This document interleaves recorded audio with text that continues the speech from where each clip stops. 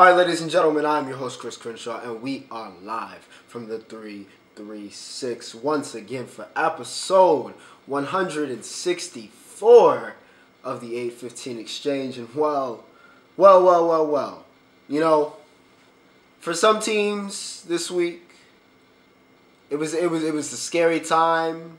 For some teams this week, they got exposed. For some teams this week, it was a very joyous week.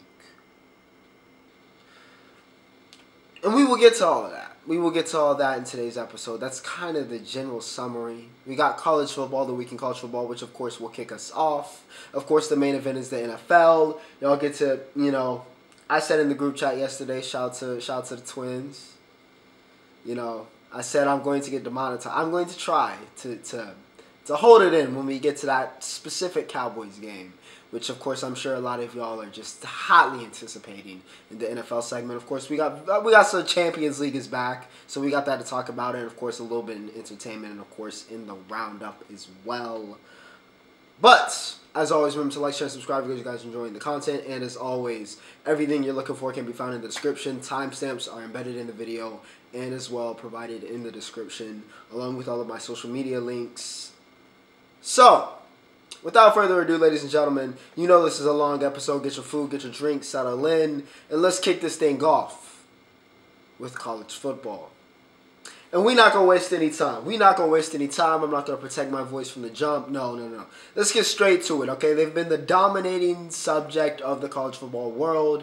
This man has been the dominating subject of the college football world through the first 4 weeks of the season. Of course, that has been Coach Prime and what is going on in Boulder, Colorado. Now, as anybody with an actual brain or any knowledge of college football predicted, the story, the fairy tale was going to end this week, or this past week now. It was going to end. It was over. Vegas knew Oregon was a 21-point favorite. We knew, I told you. If you listened to me, then you knew. So it was no surprise. It should have been absolutely no surprise. No surprise at all that Oregon, it was loud in Autzen, okay? I'm not going to sit here and lie to you, even though you know it's fine on. It was loud, all right? It was loud from the TV, okay? It was loud in Autzen. And they handle business. All right, so it should be no surprise that Oregon won 42-6. We all saw it coming. I know to many of them, and the many haters of the Colorado Buffaloes because of Coach Prime and everything that he entails, this was a joyous day. A truly joyous day, honestly, for college football haters around the world. Okay, it was a great weekend. Because of the two games we're going to really start this segment off talking about, it was a wonderful weekend. But yes, Oregon handles business. Bo Nix looked phenomenal in this game. He goes 28 for 33, 276, and 4 touchdowns. Now, listen, he played, let's be real, all right? He played Colorado without Travis Hunter. Let's not act like, okay, Bo Nix is a very good quarterback, all right? One of the best quarterbacks in the country. But I saw a lot of people talking about him like he was some type of like all-timer. Let's calm down. Let's calm down. With that said, Bo did ball out, all right? He balled out in this game. Bucky Irvine only had 108 yards total. That's including receiving yards. He only had 108. It felt like he had a cool 200. It felt like he had 200 in the first quarter. That's how bad Colorado was at stopping the run. The front seven is not there. Offensively, it's just not there at all. Jordan Burch had 2 sacks. Evan Williams had 1.5 sacks. I think Sugar got sacked about, I believe, 7 times in this game. He's been sacked the most of any, I think, quarterback currently in the Power 5. So, yeah, not a great day for Shedeur. Shedeur only drew for, 159, got sacked 7 times. So not a great game for him overall. And I really thought, honestly, I knew Oregon was going to beat them. I knew Oregon was probably going to beat them pretty bad. I did not expect the offensive output for Colorado to shrink as bad as it does. But again, I think that just kind of tells you how important it is for you to have some semblance of an offensive line to make the rest of that team go.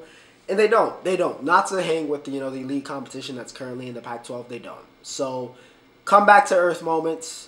Troy Franklin as well, by the way, got a shout out for Oregon. I've been talking about him all year, so get hip, you know, even though many of you are now hip after this game.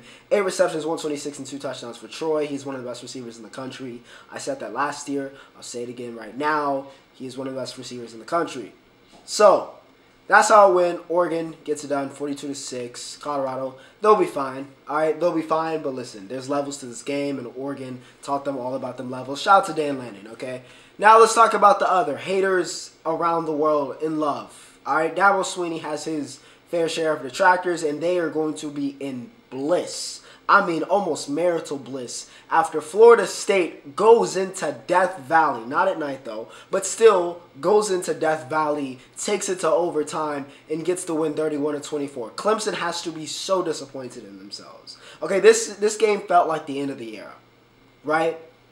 The same way that that game versus West Virginia all those years ago felt like the beginning of this era for Clemson. This felt like the game that the era died. Because there were so many. This was like the game where everything that Clemson has rejected in terms of evolving and every bad decision coaching-wise, it just all came back to haunt them. There were so many opportunities in this game for them to win this game. So many. So many. And one of the epitome of what's going on in Clemson can be summarized by the kicker situation, right, in which they picked up a kicker who used to be on the team, wasn't on the team anymore, was going to do grad school in New York, got a call this week from Dabo, right, from an assistant to bring him back on. Brings him back on. This is his first game back. He's the starting kicker. He goes and misses a 29-yard chip shot with 1 minute and 45 seconds to go to win the game, sends it to overtime, and you just knew. You knew the longer this game went on, Clemson was going to have less and less of a chance of winning. Florida State's talent was eventually going to take over. Florida State has those guys that you know when it's time, Jordan Travis is going to show up. Keon Cole-Him is going to show up, and I'll get back to why I just called Keon Coleman Keon Cole-Him, which is what we're referring to him after this date. After Saturday, we are referring to him solely as that. Clemson had opportunities, did not take them. They made bad decisions coaching-wise. They lost this game. Even more so maybe than Florida State. They did win this game. Don't get me wrong. I'm not trying to take any credit away from Florida State. But Clemson lost this game. They lost this game. I mean, Keon Cole-Him, like I said, 5 receptions, 86 yards, and then 2 touchdowns, an absolute grown man play. 50-50 balls, like he said, are not 50-50 balls with him. They are 80-20 at best for a defender. Keon Coleman, Keon Cole-Him, he's that guy. I felt like Johnny Wilson, by the way, had all 5 receptions, 94 yards, I think, on that last drive. Or at least in the fourth quarter. That's what it felt like. Every time there needed to be a big catch, a third down, Johnny Wilson is who Travis called up, and it worked every single time. Trav was held in check, honestly. He had only 289, 2 touchdowns. Nothing too crazy, right? Nothing too crazy, but did enough. Didn't turn all over crazy. Wins the game. Cade Klubnik. He showed moments where it was like, all right, Cade's not that guy. Showed moments where, okay, I see it. 293, 2 touchdowns. He wasn't as erratic as, Jalen Milroe. We'll get to that. But still, it's a step down. It's pretty clear that Cade is a step down from that, Deshaun Watson, Trevor Lawrence run. It's a step down. A pretty clear step down.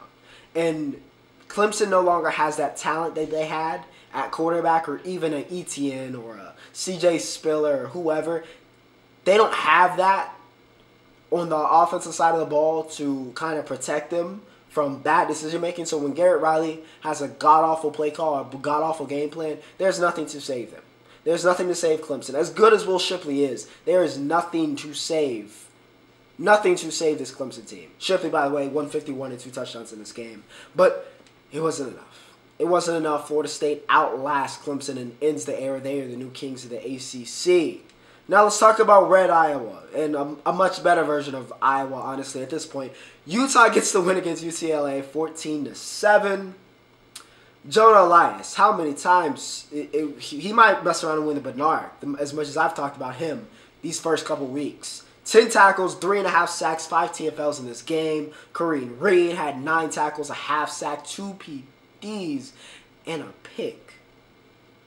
Notice, I said no offensive players. Even for UCLA, the player I had written down, K. Madero, 10 tackles, 2 sacks, 2.5 TFLs. There was no offensive standouts in this game. All right, this was a great defensive matchup. Honestly, this was an OD to the future Big Ten. UCLA headed to the Big Ten. Utah, I forget where Utah is headed. I don't think it's to the Big Ten. Is the Big 12? Anyways, it was an OD. That's what it felt like, honestly. And it was perfect. It was perfect. For Big Ten fans, it was absolute glorious. For Utah fans, they are probably begging for Cam Rising to come back. Because as good as Nate Johnson is, he is still not that guy. And still not that great of a quarterback anyway. So yes, Utah, despite the fact that they have absolutely no offense, have one of the best defenses in the country. One of the best defenses in the country. Dante Moore, he's going to be fine. But yeah, he had his welcome to college football. This was Dante Moore's welcome to college football. He only goes 15 for 35 in this game. Got held in check massively. And yeah, UCLA gets taught a lesson. Utah's defense is for real. Let's talk about Bama, man. All right, Bama did get the win this week. They did beat Ole Miss because Lane Kiffin and Ole Miss just cannot beat. They can't finish. They just, they always sound good on paper. You know, the little talent we'll have there. It always sounds good on paper, but the execution is just never there with Ole Miss, is it? It just never is. And yeah, Alabama gets the win 24-10 thanks to a fantastic second half. Jalen Milroe is generational. He is generational at either being near brilliant or, please, dear God, take this man off my screen. This is the worst quarterback I've ever seen in my life. I mean, it is generational. I'm going to start referring to Jalen Milroe as Two-Face. Because similar to Harvey Dent, it's like he flips a coin every drive to decide if he wants to be good or bad. It's honestly remarkable. It is remarkable.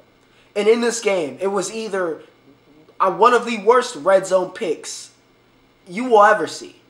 He threw one of the worst red zone picks you will ever see. I don't know what he was thinking. I don't know how any quarterback at the FBS level makes that decision logically.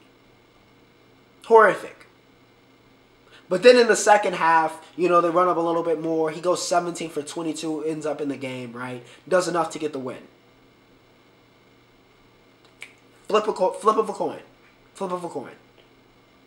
Honestly, I think Bama would be better off if they just ran the triple option. If they ran the triple option, I think they'd be solid. Because Milroe's a fantastic elite athlete. Not an elite quarterback, but an elite athlete, honestly. And they just let him use his legs. You run Jason McClellan, who's a big reason why they won this game. He had 105 and a touchdown. You do that, right? Even though they have good to solid receivers. If you do that, I think they're a much more successful team offensively. And that's not even me joking.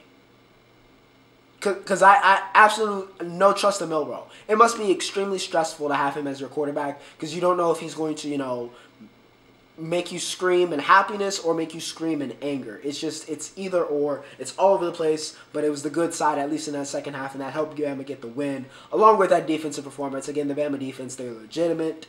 Dallas Turner, especially that front seven, man, all the talent recruiting-wise is starting to pay off, and I think it's going to pay off as you get, on and on in this season. Dallas Turner, we all know, 5 tackles, 2 sacks, 3.5 TFLs. Terrion Arnold, honestly, has been outplaying Kool-Aid McKinstry a lot this season. It happened again. 8 tackles, 2 pass deflections, and a pick for him in this game. Braswell and Tim Smith as well had 1.5 sacks on Jackson Dart, who I don't know if he was concussed from trying to be a Warrior or what it was, but he was off all game. I mean, he was just off. I watched the game and I was like, man, Lincoln Riley really made the right decision going with Caleb because Jackson did not have the goods at all. Nor did Judkins. Honestly, like I said with Ole Miss at the beginning of when I started talking about this, it always sounds good in execution. Before this season, you look at Jackson Dart, Quayshawn Judkins, right? You're thinking, man, that is a great backfield. But they have just not produced at all this season. So we will see what happens. But roll tide, roll for now. Now let's talk about some of the rivals. LSU and Arkansas. This game went down to the wire, but Sam Pittman decided to... Again, I don't really understand this. Why he decided to not just let LSU score, give your superstar quarterback some time to maybe cook like he's been cooking the entire game. I don't know why. He just decided, but They did, and LSU got a very, very easy field goal in the win. Jaden Daniels, again, continues to be Jaden Daniels. He had 320, 4 touchdowns, 1 pick. But still, another great performance from Jaden Daniels. We're not really mentioning him in Heisman conversation, but he's been balling out. So credit where credit is due to Mr. Jaden Daniels. Of course, we'll see as the time goes on and we develop in the season. BT Jr., Mr. Thomas. 5 receptions, 133, and 2 touchdowns. But, of course, Malik Neighbors is always going to steal the limelight away. He is one of the best receivers in the country, one of the top receiving prospects in the country. He has another monster game of 8 receptions, 130, and 2 touchdowns. Not as many receptions this week, but still Neighbors cannot. We have yet to find anybody in the country this year that can cover Malik Neighbors. And, honestly, I'm not sure if we're going to find anybody that can cover Malik Neighbors, which is, again, a great thing for LSU. KJ Jefferson, how many times? He honestly deserves better than Arkansas at some points. In some ways, he's perfect because he's going to be an all-time legend for that school. But sometimes it's like, man, I wonder what KJ Jefferson can do with a better team than Arkansas. He does go 337, 3 touchdowns, and 2 picks. Of course, one of those was just like a last-second heave, so I really hate to count that against him. He had a great game. All right, he was great. Luke Haas is a freshman. He is going to possibly be the #1 tight end 2 years from now. Would not be surprised. He went 6 receptions, 116, and 2 touchdowns. He was great. Like I said, though, I don't really agree with the way that Pittman kind of closed this game. I think you got to let LSU score there. You got to get the ball back, and you got to put it in KJ's hands and let him try to win this game. I know it's hard. It goes against your identity, but that's the only way you were going to win. You can't just let LSU round the clock down, hit a field goal, leave you 1 second to go. That's not going to – you got to give your guys a chance to win the game, and he did not. So, yeah, don't really agree with that, but LSU gets the win. Wazoo and Oregon State was a phenomenal game. Much of the game actually wasn't that great. I mean, it was great if you're a Wazoo fan. Go Cougs. But it wasn't great for Oregon State. Until the 4th quarter, in which they came all the way back, but just could not finish it off. And listen, ladies and gentlemen, if you didn't know who Cam Ward was, you know who Cam Ward is after this week. 28 for 34, 404, and 4 touchdowns for Mr. Ward. One of the best quarterbacks in the country. It feels like every single game I could say we had one of the best quarterbacks in the country, but we undoubtedly. Cam Ward, all right? He needs to be in your first-round conversations. I'm going to say it right now. He needs to be talked about in that conversation. He is one of those guys. Best believe it. Cam Ward is one of those guys. Kyle Williams. 7 receptions, 114 and a 114 is an understatement. 174 and a touchdown. Josh Kelly, 8 receptions, 159 and a hat trick. Wazoo's offense has been burning. Okay, they have been scorching hot to start this season, and against a really good Oregon State team, they showed no signs of slowing down. Again, the Pac-12 is murder's row, and Wazoo looks like another team that contributes to that. DJU was not great in this game. Okay. He finishes with 259 and 2 touchdowns, but by all means, he was not very good in this game. I know a lot of people were like, man, this is a great time for him to show up and be a dominant player, with Clemson going out earlier in the day. But, listen, Big Cinco is just not that guy. He ain't that guy. I know a lot of people, he was supposed to be in last year's draft, right? He was sandwiched with CJ and Bryce. That was his generation. He ain't that guy, though. He ain't that guy, at least not yet. We'll see, of course, with the rest of the season. Maybe it was a bad game, but yeah, he was not that guy. Cam Ward, however, is in fact that guy. I'm going to be a homer and quickly talk about Florida and Charlotte, okay? Because we have Florida the 22-7, which is inconceivable. Inconceivable compared to last year. So I just wanted to say very quickly, Biff Poggi is one of them. All right, Biff might be one of them. Jaylon Jones had 177 and a touchdown. 1 rushing touchdown, that is. However, Ricky Pearsall had one of the greatest catches of all time. He went 6 receptions, 104. Trey Smack had, which is a great name for a kicker, by the way. Trey Smack, like Trey 3, Smack, self-explanatory, is a great name for a kicker. He had 4 field goals in this game. He was the MVP. But yeah, I was really impressed. So shout out to the 49ers. I want to quickly say that before I get to the rest of the Big Ten. And of course, the game of the week was Ohio State and Notre Dame. The Buckeyes and the Fighting Irish.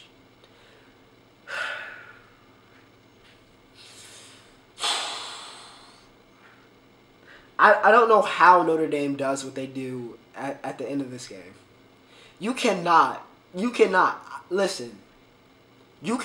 have 10 men on the field for the last 2 plays in a goal line situation in which you weren't even aligned right, even with 10 men. They had nowhere near enough people in the box. It was honestly strange. You had the right? You man-to-man Emeka and Marvin on the outside because you have to. You have to put somebody out there.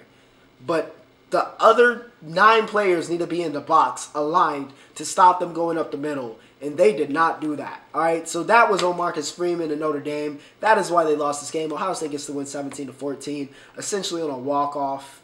Trevion Henderson looked like Trevion Henderson for the first time in, I don't know, years, decades, centuries. It has been forever. It has been forever. This man was supposed to be, it was supposed to be, man, 2 years ago, we were like Braylon Allen and Trevion Henderson. Those are going to be the top 2 running backs in the class. And then he just ghosted. Injuries, sure. But, I mean, just ghosted. For a very long time. But he finally looked like Trevion Henderson. He looked altogether like Trevion Henderson on Saturday against Notre Dame. So credit where credit was due. Emeka Egbuka, once again, is going to contribute to the Ohio State Brian Hartline pipeline of, oh my goodness, this man is an elite receiver and a #1 receiver on some NFL team that is going to be very, very, very happy when they select him like 20th. All right, because Marv gets all the love. But Emeka, he was a monster. 7 receptions, 96 yards. It was clinical. It's just a very, very clinical performance from E. Cade Stover needs to be considered one of the best tight ends in the country. 7 receptions, 52 yards. Sam Hartman and Audric Estime were held in check.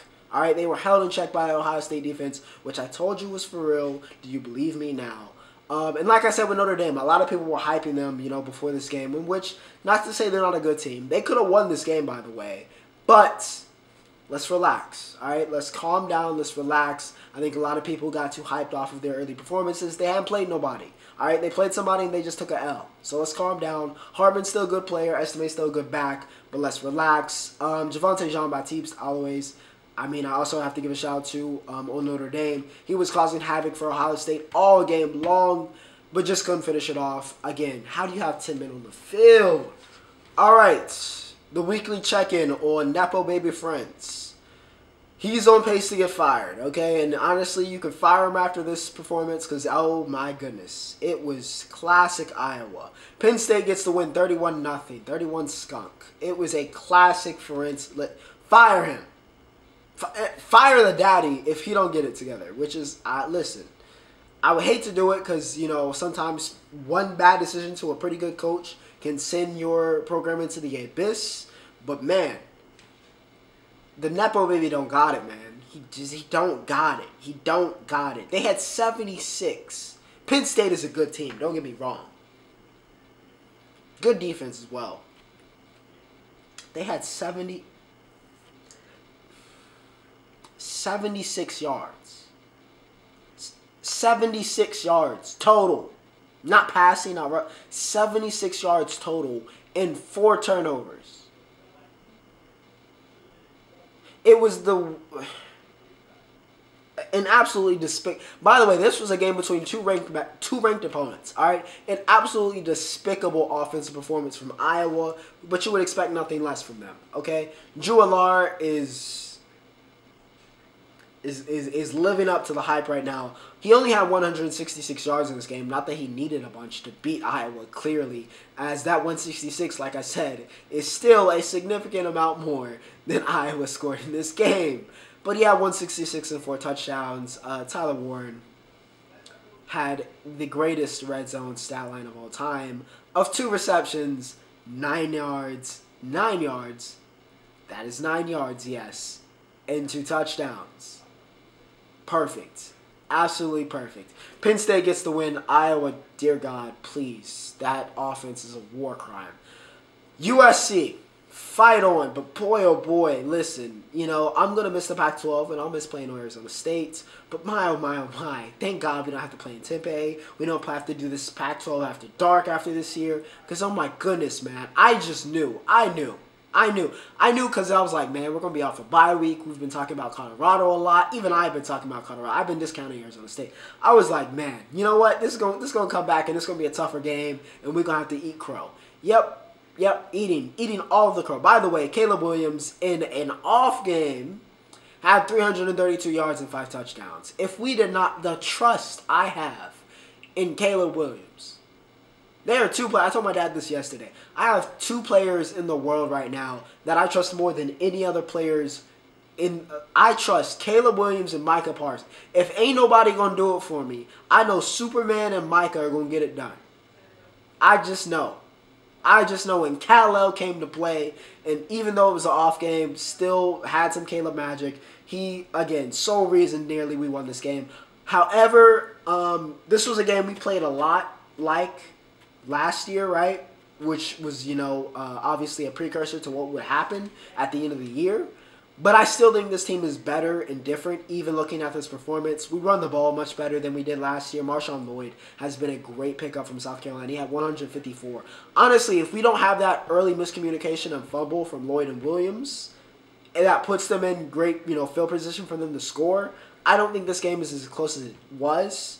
I think if they don't get that momentum shift and that hope, I think, we're looking at this game completely different. I think that completely altered the game. But yes, Lloyd, he has been great for us this year. Brendan Rice, by the way, had a game. 7 receptions, 133, and 2 touchdowns for Jerry Rice's son, who is making his own name. So shout out to Brendan. Tackett Curtis, the freshman linebacker, looked like he was a future 55. He had 7 tackles, 2 sacks, 2 TFLs. Jamil Muhammad had 8 tackles, 1 sack, and 3 TFLs himself. Romello Height also had 2 sacks. We sacked Drew Pine 8 times. All right, it was great. Okay, listen to that. 8 sacks, a pass rush.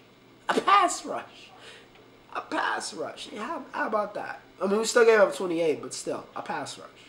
I'll take it. So there were little things that gave me more hope than last year. Of course, I'm not going to, stand on that completely, but little things in the performance that gave me hope. I do have to give a credit to Mr. Cameron Scatabo, hoping he's healthy, by the way. 190 and 2 touchdowns. Was the same reason Caleb Williams won us this game.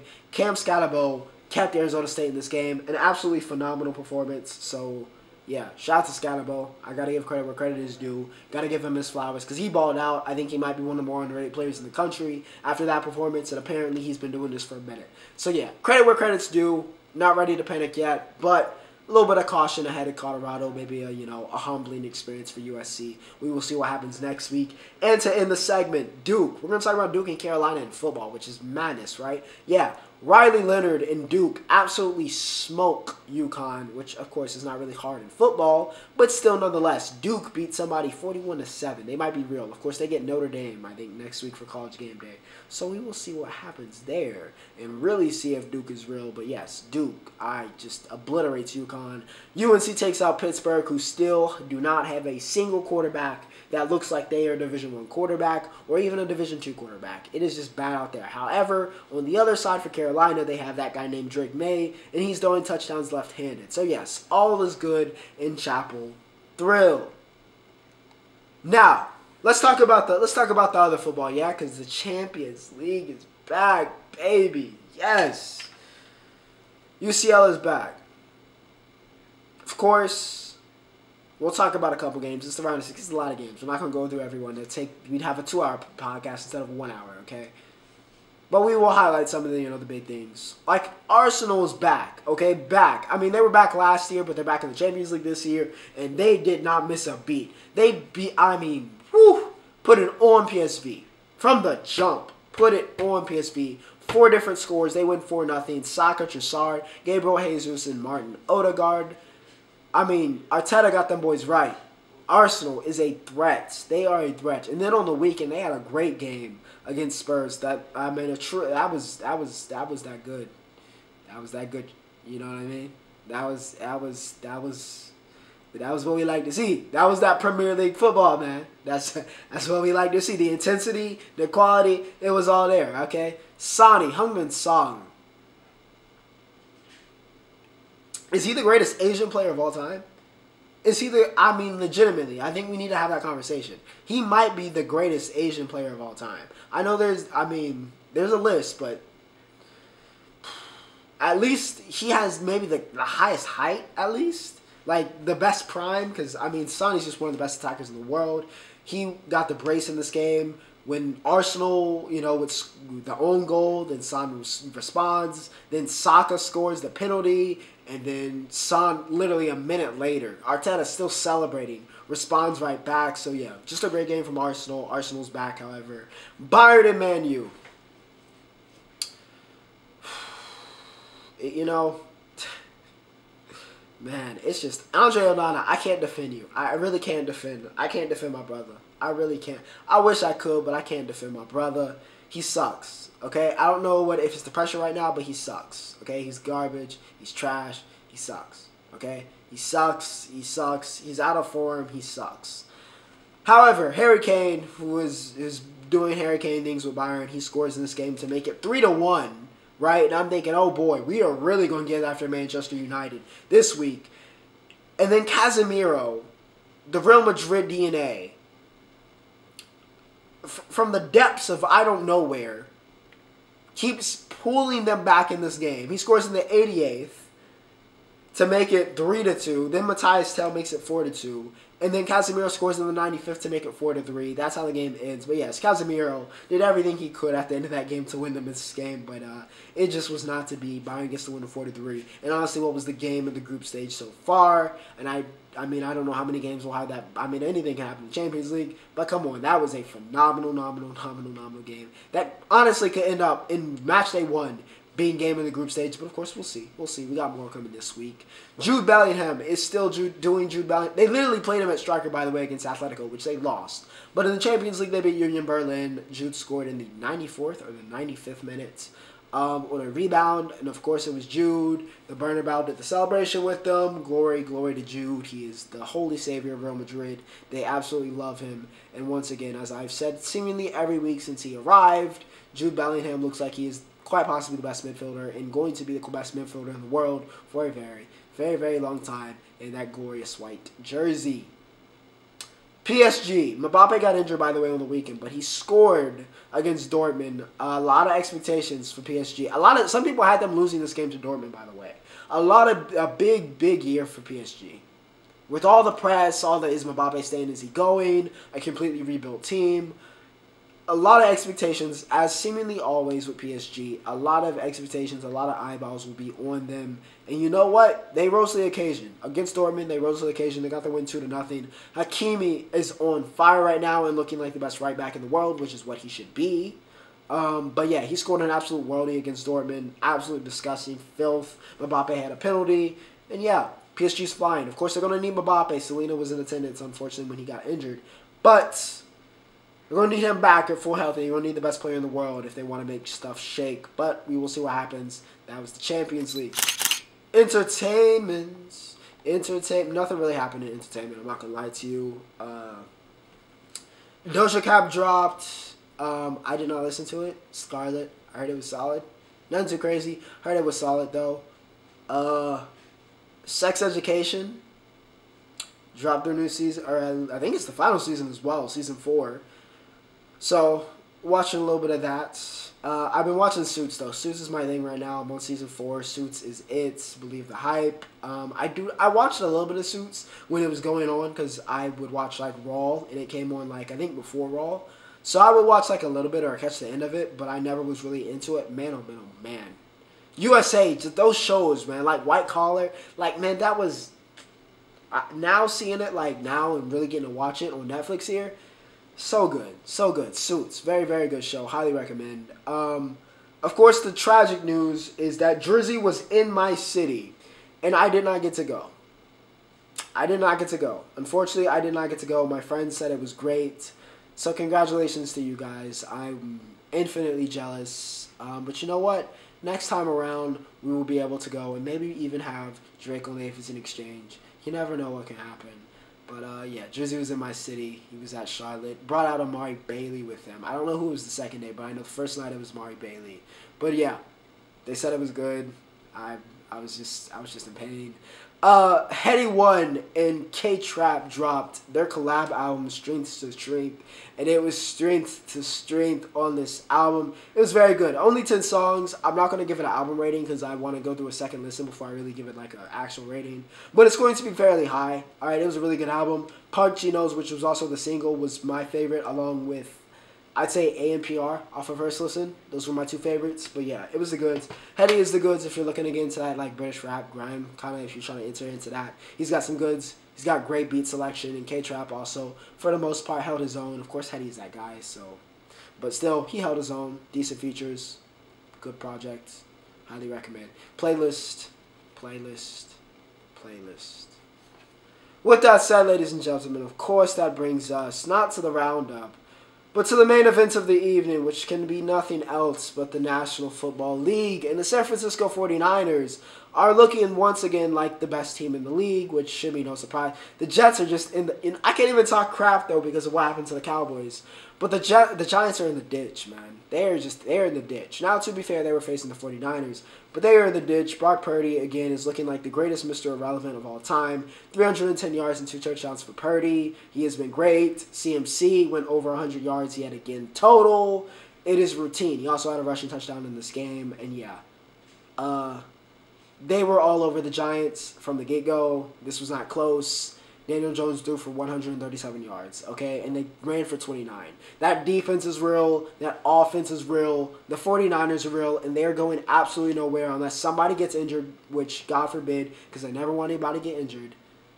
They are looking like they are once again going to be a major, major contender when it gets late into January and February.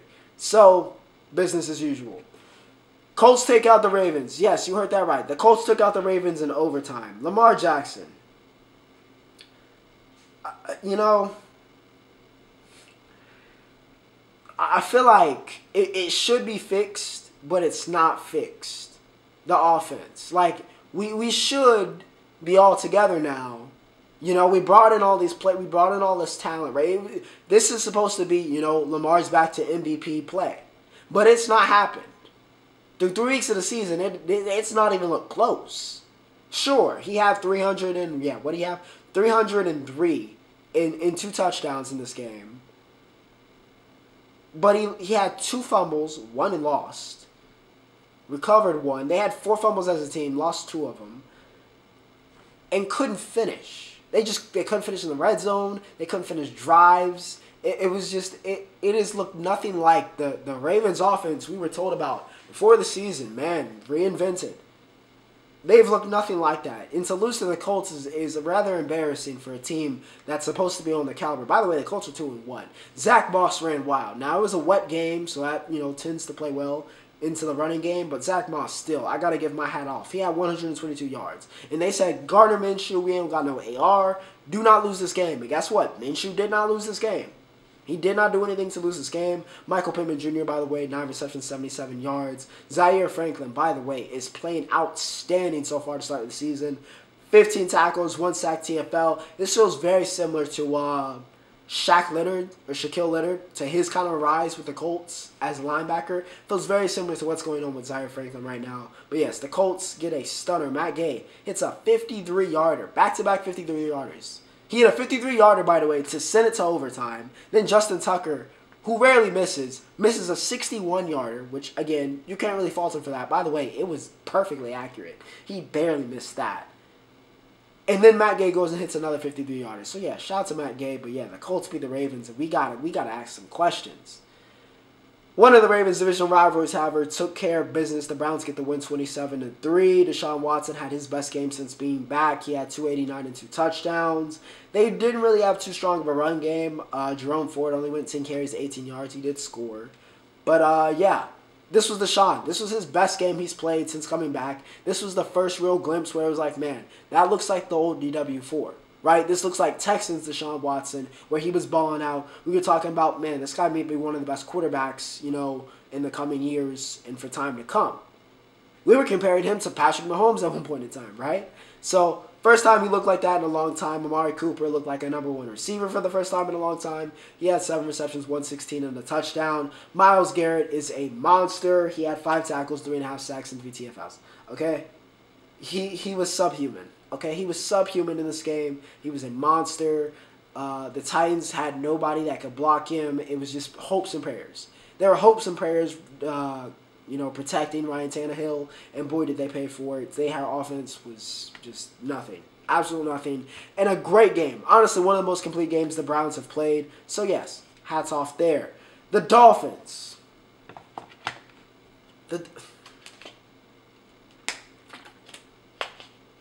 Unofficial water break. Shout out to Mike McDaniel. Shout out to him. 70 You heard that right. In an NFL football game, 70. And it could have been more. But the Dolphins put 70 on the Broncos. Broncos country, let's ride. Ride right into the dumpster fire that is this organization. Oh my goodness, it is going to be terroristic levels of football being played. Honestly, they should flex. They should flex the Broncos-Bears game next week. They should flex it to Thursday morning. Because we don't need anybody watching that game. They shouldn't sell tickets. Unless they want to, make it as like a comedy. That's the genre that Broncos-Bears game should be at. Because it is bad out here, okay? The Dolphins, one, are really good. But the Broncos, oh my goodness. Embarrassing. Tua he had more touchdowns than incompletions. He went 23 for 26. 309 and 4 touchdowns. Devon Achane, Texas A&M speedster. He's the backup. He had 203 and 2 touchdowns. 203 and 2 touchdowns. The backup running back had 200 yards. It was just misery. Okay, it was misery. Cheetah had 9 receptions, 157. Robbie Chosen, as he goes by now, Robbie Anderson, even scored in this game. It was god-awful from the Broncos. It was a god-awful performance. Like I said, that game next week against the Bears is going to be terroristic levels of football. I don't even know why they left Russell in as bad as this game got. It was just bad, all right? But shout out to the Dolphins. They are looking for real. New York Jets, welcome back to purgatory. It was nice to, have an offseason without you in purgatory. It was nice for you to have hope. It was nice to see you for, I can't even really say 1 week. It was more like an intro to the game and the national anthem and like a couple plays. But welcome back. Officially, welcome back to purgatory. I'm honestly convinced that Bill Belichick and the New England Patriots could field a high school, just not even like modern day or IMG. I mean, you could take your local high school JV team, not even the JV team. So you could take them, put them in Patriots gear, and the Jets would still lose. You could take a basketball team, force all of the players to play both sides of the ball, and the Patriots would still beat the Jets. You could suit my father up. Dad, right? I'm pretty sure we could put you in Patriots gear, and you would still beat the Jets. Single-handedly, you would still beat the Jets. That's how bad it is. That's how bad it is in New York. So I would like to formally welcome you, Jets fans. I know you don't even really got to, change your gear, change your stuff. Because you got a couch. You got a couch in purgatory. Because that's where this franchise has lived pretty much your entire existence since Joe Namath times, which is a very, very, very, very, very long time ago. But it is purgatory once again, because once again, for the 15th time in a row, the New England Patriots have beaten the New York Jets. This is just embarrassing. I don't even want to go through the states, but shout out to Zeke. He had 80 yards. He looked like Zeke Elliott again. Mac Jones had 201 and a touchdown, but another embarrassing performance from the New York Jets. I can't even put in this on the defense. It's just that Zach Wilson is not an NFL quarterback, but we knew this. And you know what? Even the Jets prepared. Well, they didn't prepare for Aaron Rodgers to get injured, so it kind of is what it is. But yeah, it's bad. All right, it's bad. The only happiness I had in the NFL week this week, because of course what we will talk about with the Cowboys, is the fact that the Buffalo Bills walked into Washington D.C. and beat the brakes off of the Washington Commanders, or whatever you want to call that Washington team. 37-3. It's the only happiness I had this week in the NFL. I think I'm even losing in fantasy, so it's just nothing good besides this. This is my only happiness.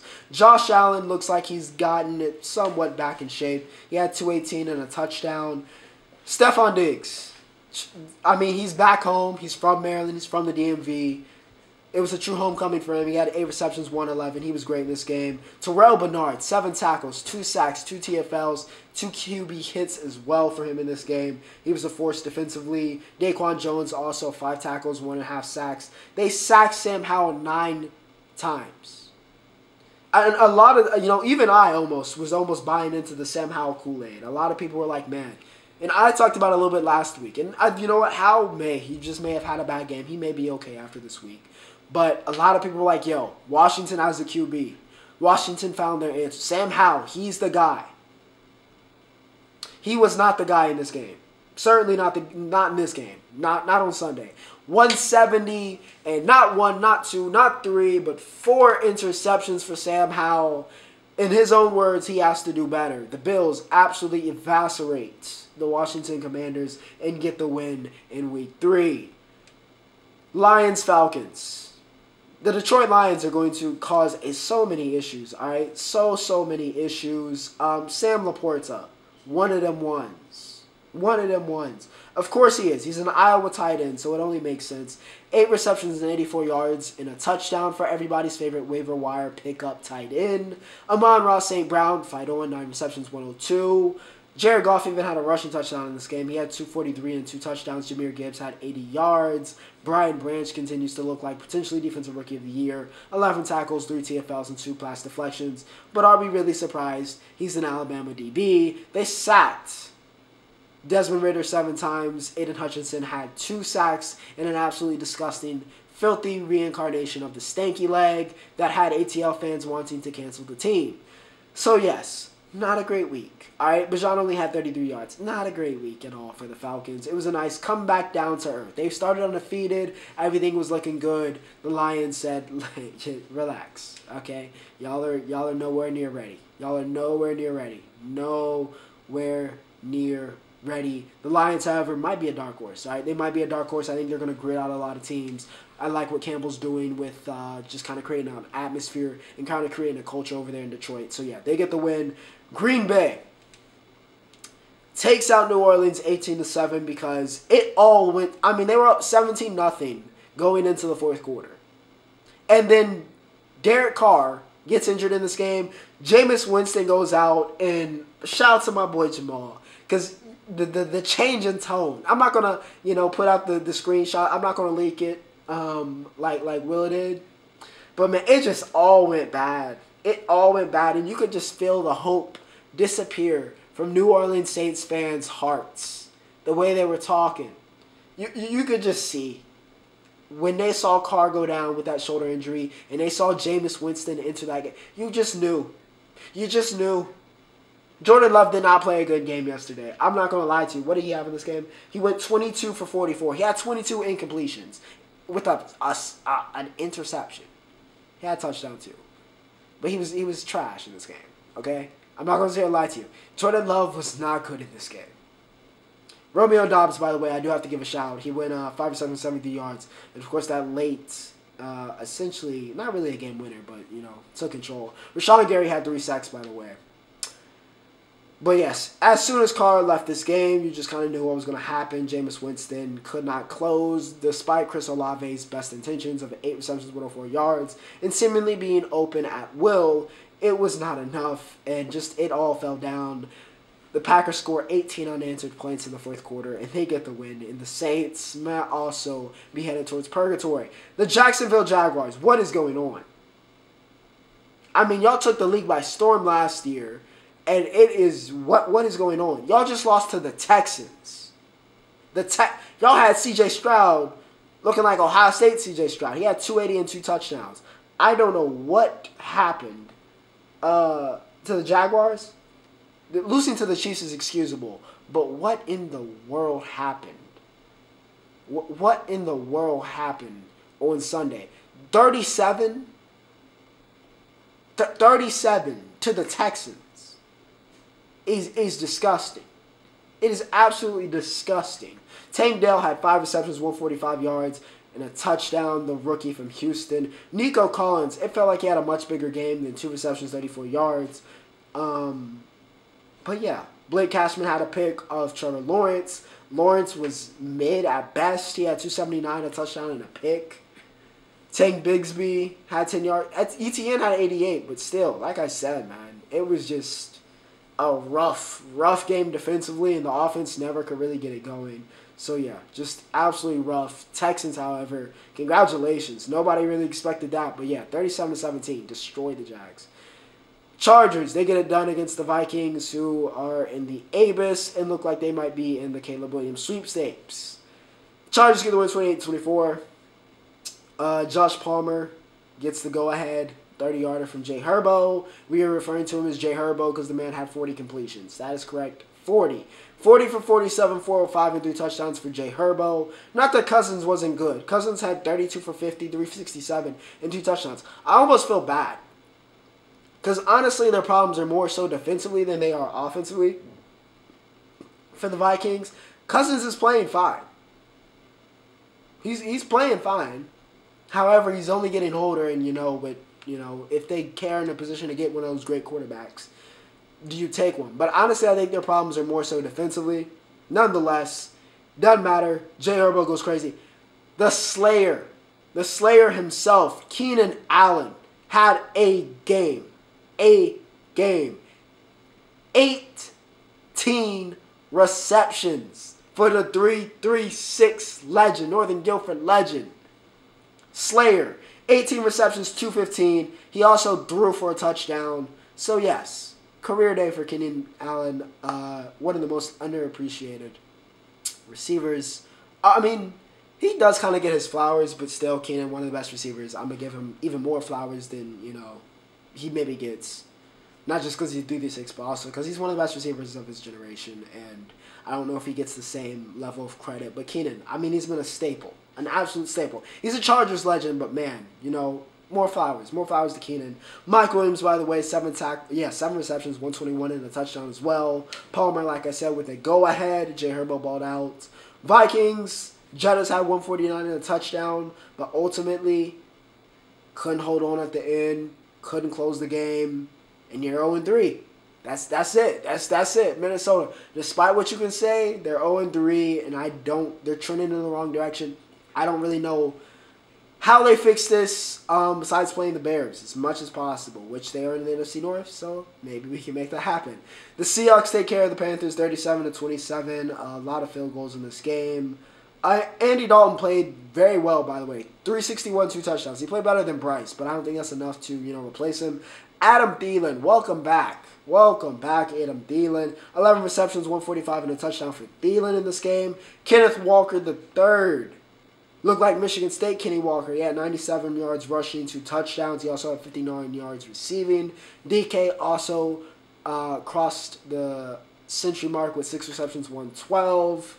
They had solid pressure as well. I do want to give some credit to that secondary of the Seahawks. They weren't Legion of Boom quality, but man, still some solid performances from Devon, Witherspoon.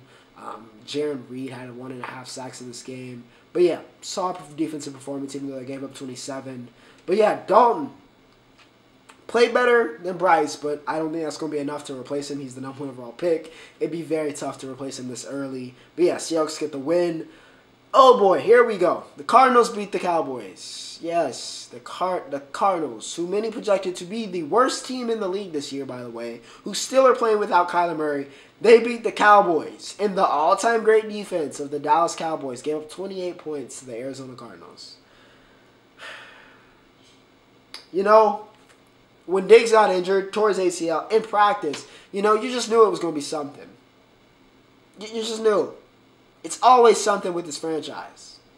Of course, we can't prevent that. Prayers to Diggs, hoping he gets well soon. Torn ACL. It's just, it's why I said and I was going to stay calm, right? Because I was just like, what? Something's going to happen. As always, Cowboys, whatever it is. We're never going to, that's why I was like, when people were like, yo, we might be a Super Bowl contender, I was like, all right, we'll see. We'll see. Because it's always something, and I'm honestly numb at this point, because it's just, it always comes crashing down. No matter how, much of a base, how tall you build the cards always get blown down when it comes to the Dallas Cowboys. So I'm not surprised. Honestly, I'm disgusted. Don't get me wrong. I'm absolutely disgusted we lost to one of the worst teams in the league. It's unacceptable. But I am not surprised. Because, of course, this would happen to the Dallas Cowboys as hot as we were to start the season. Of course, we play absolutely dreadful against, once again, projected to be the worst team in the National Football League, Arizona Cardinals. Dak Prescott was looking like Dak Prescott last year, which is not a good thing, okay? Not a good thing at all. He goes 25 for 40, 249, a touchdown and a pick. Tony Pollard was the only man with a pulse on the offense. He had 122 yards. Gallup maybe as well. But besides that, it was just bad. All right, Micah Parsons, still Micah Parsons, but it was just we let Josh Dobbs go 17 for 21. 17 for 21, bro. Like, it's disgusting, man. I can't even look at the score anymore, right? It's just disgusting. It's disgusting. Absolutely disgusting performance, revolting performance. But of course, we're the Cowboys, so of course it happened. It is what it is. However, it could be worse. I could be a Bears fan, which is the worst you could be right now, okay? It does not get any worse than being a Chicago Bears fan. It is just, woo. They are officially the team that, you invite the girl that you're trying to talk to, or your new girl. You're like, hey, come see me play this week. We're playing the Bears.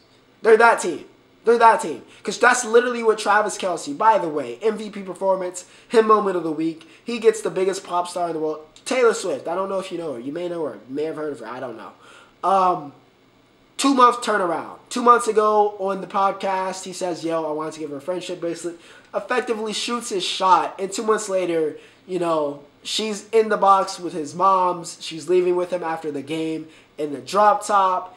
And he scored in this game. Listen, life is great if you're Travis Kelce. All right? Life is great if you're Travis Kelce. Life is absolutely miserable if you are Justin Fields and the Chicago Bears. In the words of Seth Rollins, who tweeted it out before the game even ended, I hate football. If I was a Chicago Bears fan, I would absolutely hate football, because nothing good is going to come out of this season except for maybe the number 1 overall pick and the fact that you also have the Panthers pick. So maybe you can also get, somebody to go with, probably Caleb Williams. But honestly, as a USC fan and Caleb Williams, I'm terrified. I'd be terrified because the Bears seemingly are cursed. They are cursed with quarterbacks. They have broken Justin Fields. They have broken him. He is a shell of the Justin Fields that was at Ohio State. That guy doesn't exist anymore. This one, I don't know who this man is, but he is wearing Justin Fields' skin, but it is done. It is dusted. It is the dream is over. It is over. It is over. Done. Fields, over 100 yards passing, an interception, a 50% completion percentage, just dreadful. Absolutely dreadful. And I can't even, I have to put some of it on him for not playing well, but also the fact of the matter is that the Bears suck. They suck. S-U-C-K, capital letters, suck. They're garbage, trash, all of the synonyms, all of it. They are a poverty franchise currently, and they are a poverty team. They suck. Simply, bluntly as I can say it, they suck. They are the worst team in the league. I still favor the Broncos over them. As bad as the Broncos are, I still favor them next week. It is just bad. It is bad, bad, bad, bad. Bad in the Bears. I don't even know where you fix this, okay? Because just nothing, absolutely nothing is going away. And yeah, shout out to Kelce, because him and Taylor took the biggest dub. Mahomes, by the way, 272 and 3 touchdowns. Kelce, like I said, 69 yards, which is very fitting, and a touchdown in this game. And the Chiefs demolished the Bears. It is bad in Chicago. The Steelers take care of the Raiders. This is the last time I will be picking the Raiders, who are going to be hot garbage as well this year. They tried to come back in the fourth quarter, but simply ran out of time. Kenny Pickett decided to not throw this game away, and he had 235 and 2 touchdowns. So credit where credit is due to Mr. Pickens himself. TJ Watt is still quite possibly alongside it's like him and Micah, okay? It's him and Micah, and then everybody else on the defensive side of the ball. He had 2 sacks in this game. Levi Wallace also had 2 interceptions. They picked Jimmy G off 3 times. Devontae Adams had 13 receptions, 172 and 2 touchdowns. But it didn't matter because, like I said, they ran out of time, and Pittsburgh gets a much-needed victory against the Raiders. They move on another week. But like I said, it could always be worse. Raiders fans, you could be a Bears fan. All right, ladies and gentlemen, with that said, we have reached the Roundup. Of course, we got to go racing first. William Byron, who I feel like has won every 4th race this year, which can't be too far off, actually, mathematically, wins at Texas. Got to give a shout out to Bubba. Made it, like I said, last week, made it into the 12. This week gets the pole and a 3rd place finish. 23-11 is peaking at the right time. What can I say? Peaking at the right time, but Willie B continues to be my pick for the championship this year. He gets another win at Texas. He moves on. Max. Listen, we had 1 week off from the Max Verstappen podcast, but it is back, okay? Your second favorite podcast behind, of course, the 815 Exchange is returned, all right? It is returned, and Max wins in Japan. Red Bull, as a result, wins the Constructors, despite the fact that Checo had the god-worst, boring, awful, destructive, terrible day in the history of F1. I mean, just absolute garbage, okay? It was bad. Okay, I'm not going to sugar. It was bad for Checo. He was a bumper car at best and the worst driver on the grid at worst. It was just bad. It was just bad for Checo. However, Max was back and doing Max things. You kind of knew with the way he was dominating the practice sessions in the lead up to this. McLaren, however, more interestingly, got a sweep of the rest of the podium. So shout out to Oscar Piastri, the first of what will probably be many podiums for the young star. And McLaren, who would have thought, after the starts of the year, and they were in the cellar, who would have thought they'd have been, honestly, since the restart, since the break, the second best team in Formula One, behind Red Bull, or really behind Max, more so than Red Bull. They've been the second best team, so yeah, or at least, yeah, I'd honestly, even better than Ferrari, even though Ferrari has the win with Carlos, I'd say McLaren's been the second best team. So yeah, they sweep the podium behind Max. Max wins the Constructors for Red Bull. Next week, he has a shot at clinching his third World Drivers' Championship. Baseball. Let's talk baseball. Bobby Witt Jr. I'm going to talk about him because nobody else is talking about him, and I haven't talked about him at all this year. But the man has 1 home run and 2 stolen bases for the first ever 30-50 year in AL history, and absolutely nobody is talking about it because, once again, he plays for the Kansas City Royals, and nobody cares about the Kansas City Royals. No offense, Royals fans. But yes, flowers to Witt. I've noticed this a lot, and I think this is just a recurring theme with a lot of the top-tier talent in the MLB, a lot of this youth movement, and kind of the guys that are now at the top of the prospect list is heavily on power speed. It is a heavily leaned to these guys that are on that upper end of that power speed kind of metric, which makes sense. It's the most exciting of the tools, right? It's the strength, it's the athleticism tools, right? It's not so much the mental, but it's the, this guy's the strongest, this guy's the fastest at the most elite of levels. So yeah, I think we've seen a lot of, of the emerging superstars in the game are kind of based around this power speed metric, which is exciting. It's exciting, but, to be a true superstar, of course, you got to put the rest of the game together, and Witt has done that, so yeah. Here's some flowers. Here's some flowers for Bobby Witt. Aaron Judge needs no flowers, but I'm still giving my boy his flowers nonetheless.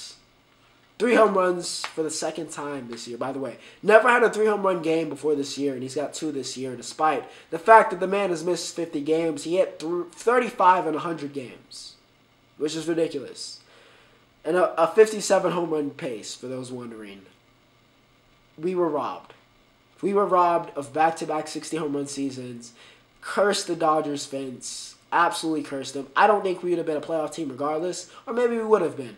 We still wouldn't have done much with it because we're not there yet. But, yeah, nonetheless, Judge might hit 40, and he played 2/3 of the season.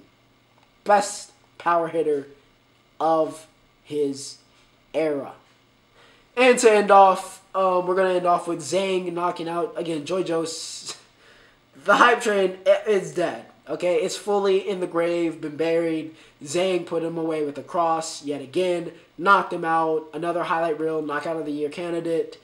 Yes, Zhang, he is the Reaper. For all of you loudmouth British heavyweights that think you are the chosen ones, he is the man that has come to bury you, and he just buried Joyce. Another brutal knockout of Joyce, once again, for Mr. Zhang. With that said, ladies and gentlemen, I hope you guys enjoyed episode 164.